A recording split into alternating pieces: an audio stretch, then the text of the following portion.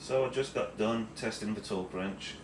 It outperforms any other torque wrench I have, all the way from 20 foot-pounds to 200 foot-pounds. You saw me test it at 100 foot-pounds, which is the usual torque rating for lug nuts. And one of the little features I do like about this is how easy you can take the batteries out using a flathead screwdriver or a knife. I would highly recommend you buy this torque wrench. I've been a mechanic for 10 years, and for the price of this torque wrench compared to some of the others out there which does the exact same thing, and the quality of it, it's well worth every single penny you're gonna put into this.